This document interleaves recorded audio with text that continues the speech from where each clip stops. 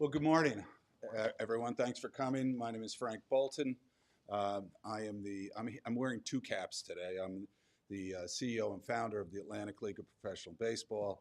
Rather than wax poetic about our league, there is a handout over there. You can read all about the league. We're starting this Friday. We launch our 25th season.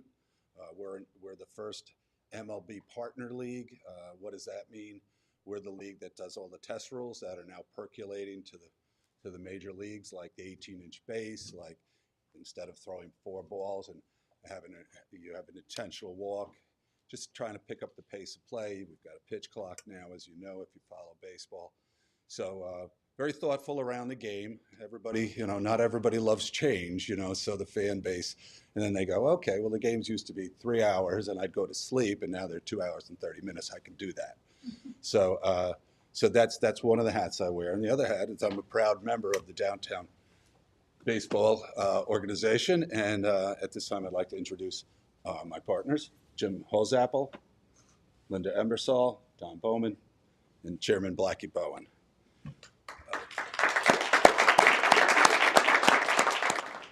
And I've been coming to Hagerstown for 54 years. I live on Long Island and in New York City, and Blackie and I were college roommates. So I remember going to the coffee pot. I think it was a coffee pot. It's a long time ago, but so I've been around Hagerstown. I have great appreciation for Hagerstown, and I was very happy when Blackie called me and said, "Hey Frank, you've been in the baseball business for 35 years. Well, I've owned two Yankee teams, Kansas City Royal team, and then I founded the Atlantic League." So he said, and I'm not sure that Blackie knows the infield fly rule. No, he doesn't. But what I do know about all of these people right here is that they care about Hagerstown, and I mean, they've been such great community members, and rather than read off all the things they've been involved with, I think anything good that's happened to Hagerstown, these people have been there. Actually, weren't two of you were the Herald Mail Distinguished Citizen of the Year, right? Something like that, right? Yeah, they ran out of people, and that's helped out. We were there last. But I mean, whether it be the Fine Arts Museum that I know Jim's involved in, and the hospital, and the Cultural Trail, and all the things that the Maryland Theater, which is fabulous. They've been involved in all of that, and I'm just proud to be part of their organization. So at this time, I'd like to bring up our chairman, Blackie Bowen, best man at my wedding, by the way. It's working out. I'm 47 years married, so thank you for that, Blackie. And Blackie Bowen. Thank you. I get to make a big announcement today, but before I do that, I'd just like to recognize a couple of elected officials who are with us. First, Senator Paul Quarterman. Paul, if you'd stand for a second. There would be no reason for you all to be here if it wasn't for Senator Quarterman getting the funding to build this beautiful facility that's going to hopefully improve downtown Hagerstown long term in lots of ways. Also, we have with us County Commissioner Jeff Klein and County Commissioner Randy Wagner. Thank you all for being with us. We appreciate it. The announcement is, that I get to make, and I'm very happy about it, is we have hired our first employee at Downtown Baseball LLC, and his name is David Blankstone. David is going to be the general manager of Downtown Baseball, and he brings to this job lots of experience. He spent 5 years working for the Myrtle Beach Hurricanes, and then he spent the next 10 years working for the Hagerstown Suns.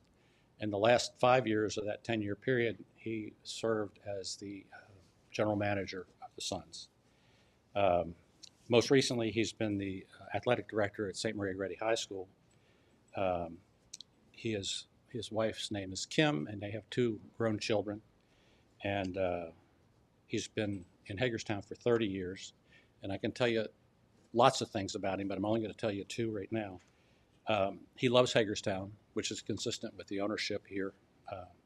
And I should just point out, Frank, while he doesn't live in Hagerstown, has been extremely generous to his community in Long Island. The other thing I would say about him is he is passionate about baseball. and he probably knows what you just asked me. I hope so. Anyway, we are very excited. This is the first step toward us really getting up and going, and we're going to be hiring more people as we go. But I've said enough. Please welcome David Blankstein.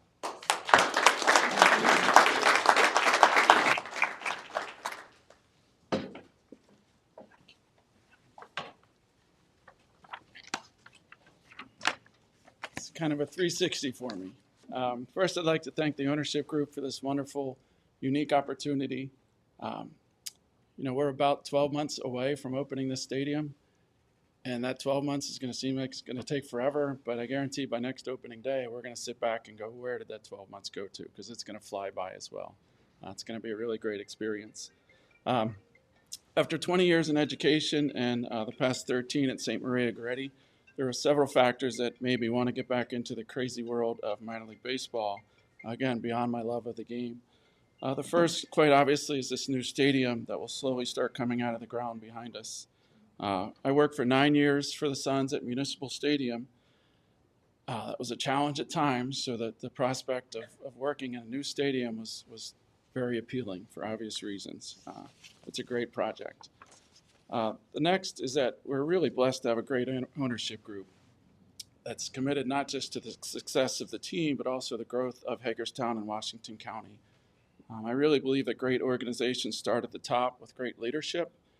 We are blessed to have that with Downtown Baseball, so I really look forward to working with this group. Finally, I really think downtown venues, indoor and outdoor venues, have a unique energy. And I'm really excited for our community to experience this firsthand. We can still go to Baltimore and DC and experience that as well, but to experience that in our backyard is going to be really unique. This would be a special project as a standalone stadium project in itself. But even more special to me, I think, because of the impact it will have on the downtown Hagerstown area and our community at large. It's just a really wonderful project. So this will be the focus of our staff going forward. And we look forward to partnering with many of you who are here today. It's really a special time and a special project for all of us.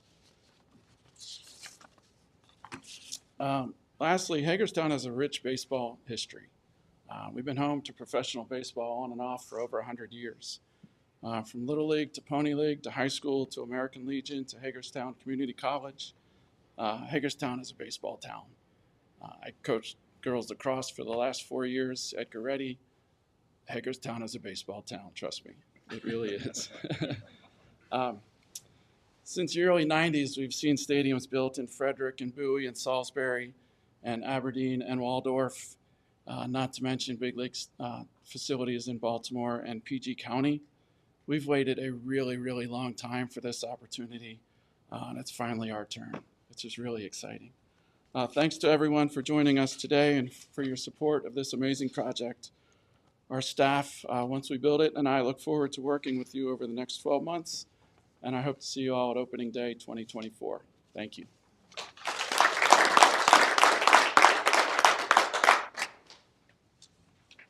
We will do a little questions and answers at the end of the time and at the end of the press conference, and as well as any one-on-ones that you'd like to do with anybody up here.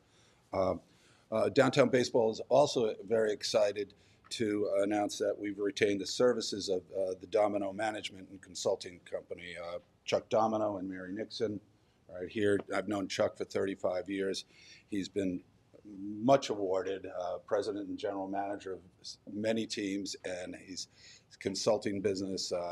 He's just really one of the true professionals in this game, and me being the baseball guy side of this operation, I felt that Chuck would add so much in our development to ensure the success of making sure that we bring this ballpark to be a transformative project here, but also staying true to our mission of affordable family entertainment. So I'd like to bring up Chuck right now. Chuck will also talk about a little bit about the process in naming the team. So Chuck Domino. Thank you, Chuck. Thank you, Frank. Mary and I are really are excited to work with a great ownership group and with Frank and David. And I really appreciate Frank giving me this opportunity. to be involved with this great project. I've been involved with a lot of stadium builds, a lot of Charlotte, Hartford, Rocket City, which is in Huntsville, Alabama, a lot of stadium renovations, and I can tell you that this is going to be a very special stadium when it's done. And there's a lot of people looking at Hagerstown saying, wow, we wish we could get what Hagerstown's getting, and they don't even know what it looks like yet. And they heard wonderful things about it. I've been in the Eastern League of Baseball where the Hagerstown Suns were when I first got here in 1988 in Reading, Pennsylvania. I'm still involved with the team in Reading, Pennsylvania. But my first experience in Hagerstown is I came here in 1988 for a game, and there was a guy named Bob Miller. I don't know if you know, remember Bob Miller was the general manager. And he was selling fresh squeezed lemonade for $5 behind home plate. And back then, fresh squeezed lemonade, that was like a thing. And I said, boy, Bob, you're really on the cutting edge here. And he goes, let me tell you a little secret. He opened the back door. All it was Country Time powder mix, and he put a lemon wedge in it. And so if you guys bought one of those for $5, you got ripped off. But if we have lemonade at this stadium, it's going to be the real thing. Mary Nixon's going to make sure that happens. It'll be really fresh squeezed lemonade. So, one of the fun things about putting a team in a new facility in a new town is getting identity for that team. And I've been involved on the front lines of a few minor league names that you might have heard, you might hate. Frank might hate them. The ownership might hate them, but I'll just tell you what a few of them are. Lehigh Valley Iron Pigs, Richmond Flying Squirrels, Akron Rubber Ducks, Hartford Yard Goats, Rocket City Trash Pandas, and the Charleston Dirty Birds. So they were all, most of them were all selected from a public name submission contest.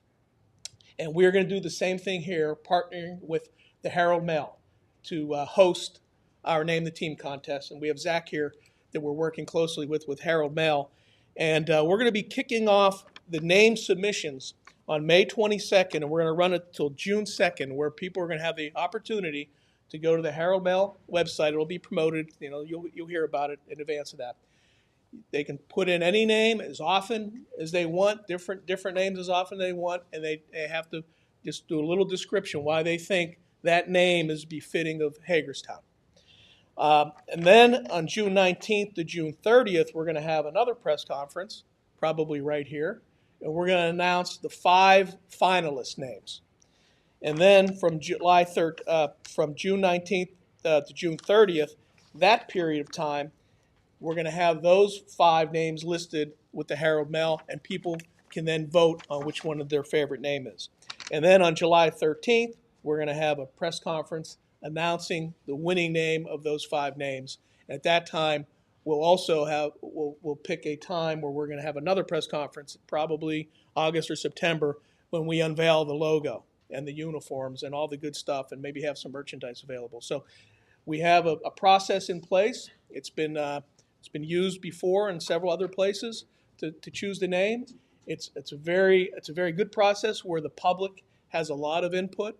And most likely, 99% of the time, those names, those exact names they're submitted, one of those names will be the name of the team. So we look forward to it.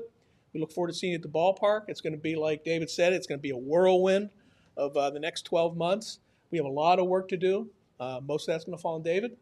You ready, David? And he's going to build a staff with our assistance, and we're going to have a great product here for everybody in Hagerstown. Thank you.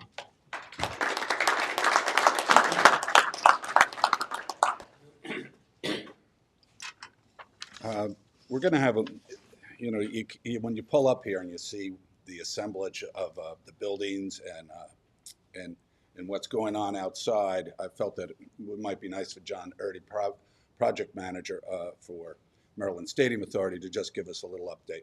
But let me tell you one thing before we do that. I'm from, again, Long Island. Long Island's ambition is to become a parking lot. And there's no question about it. We do have green space, but not as much as you have here.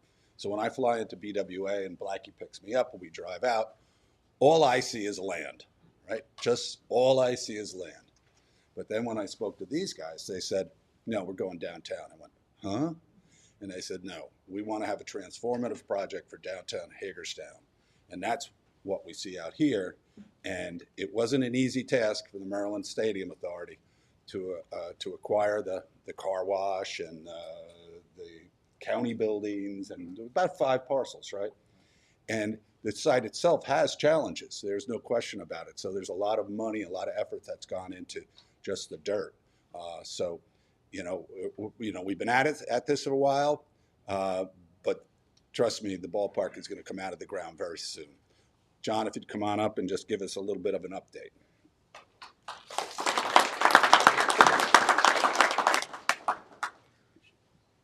Thanks, Frank. As Frank said, my name's John Irby. I'm the on-site project manager for Maryland Stadium Authority. I want to give a quick update. As you can see, a lot of things have changed since the groundbreaking. There's no more Hood Street. The buildings aren't there anymore. We put a lot of infrastructure underground at this time. And as you can see, we have a big drill rig out here that's working on our concrete footings and foundations. So pretty soon, as discussed previously, we will have some steel going up, crane mobilizing for the actual structure here in the late July, early August timeframe. And really looking forward to seeing ball played out here in 2024. Great, thank you. John, kind of stay up here. We're gonna open it up to any questions that you might have to anybody that's up here. So anybody? Yes, sir. Well, David, you mentioned that Hagerstown is a baseball town, and it certainly was in the 80s and the 90s, but in the early 2000s, 2010s, interest definitely waned from the public. Do you think bringing the stadium back into downtown is enough to revitalize the community and get them filling the ballpark, back up again like they did back in the 80s and the 90s? Yeah, absolutely. And I think, part of the challenges was the facility before. Quite Part? frankly, Part? a big part.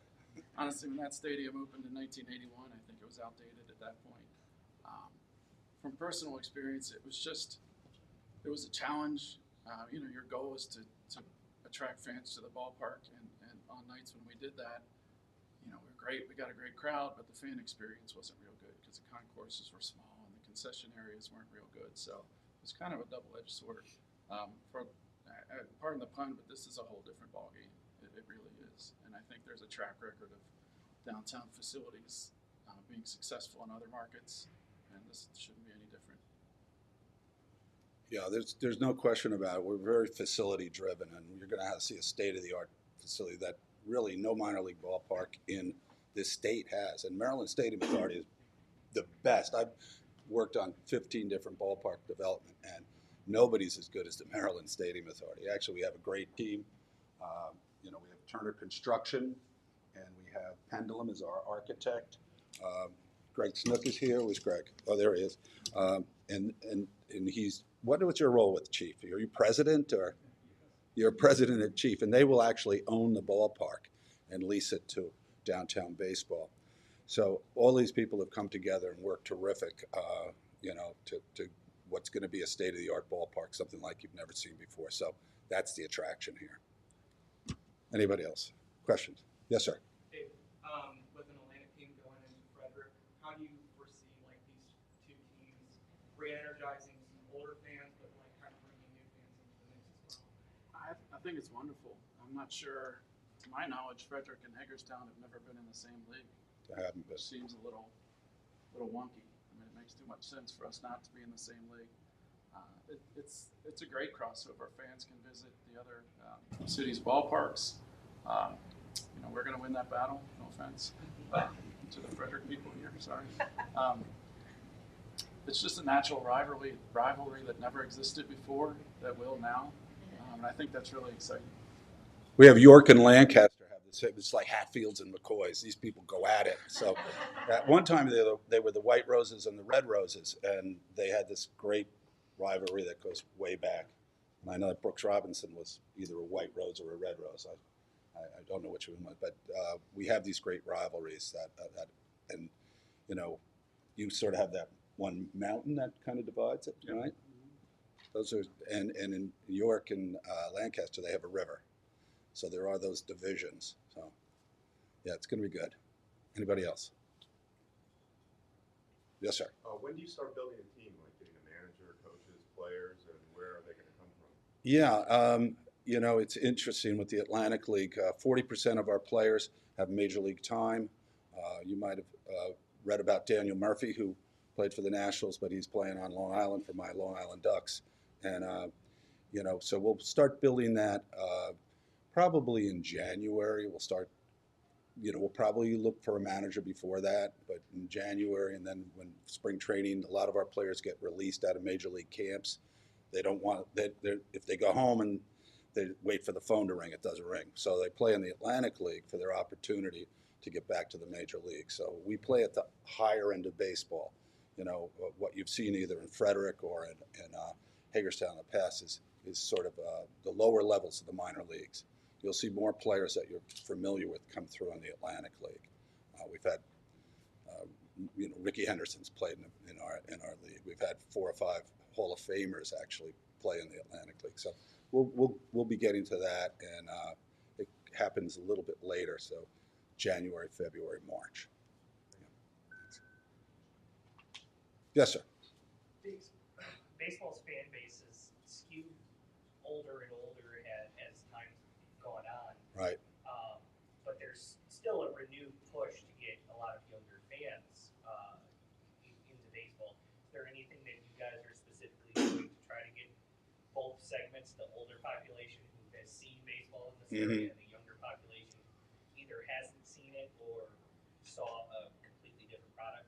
I think there's 2 things. The test rules, which are helping to pick up the pace of play. They've all been, we're the league they test them in. So, like, you know, you're going to see it sooner or later, whether you're going to like it or not. ABS, automated balls and strikes. So you're going to, a TrackMan, you know, when you watch golf on TV and they see the ball go, you know, 375 yards and they follow it. That's the same technology that they call balls and strikes with. And that's now in the AAA, but in the AAA baseball. So it's, these rules are percolating to the major. Umpires still have a lot to get wrong. Safe out, fair foul. They'll still screw up, you know. But you know, it becomes empirical at that point if it's calibrated correctly, right, Chuck? Well, I just want to add on to that. The ballpark itself is going to help with that, attracting younger fans. Because if we all had to depend on pure baseball fans to attend baseball games, including Major League Baseball, they tend to skew more towards pure baseball fans. But in minor league baseball, we build our stadiums to be an experience, and you don't necessarily have to love baseball. There's be different neighborhoods within the ballpark where millennials, for instance, come out and just hang out. Maybe they might not even watch an inning. They might just hang out in this particular neighborhood of the stadium and just have a great time. So the ballpark doesn't have a lot to do with it. Yeah, and you know, the ballparks have evolved, you know, so I think that's very facility driven and will help. Also, you know, the casual fan that you touched on, whether your organization comes, the YMCA comes out as a group to see. Groups are a big backbone of a minor league baseball operation. So, you know, I'll be somewhere and somebody will say, "Hey, we went to the game last night," and I said, "Well, did we win or lose?" They said, "Well, Johnny had camp, you know, so we had to leave in the 7th inning." I'd say, "Well, who'd we play?" And they go, "Well, the guys in the purple uniforms." And then they'll say, "But we love Quackerjack, the mascot." You know, so, and that's, I want to hug that person because they're not hanging on every pitch. Yes, you're going to have fans that hang on every pitch. They'll see David walking out to the concourse and they'll say, "David, we lost 3 in a row. We need more pitching, right? Oh, we need pitching." And that'll happen.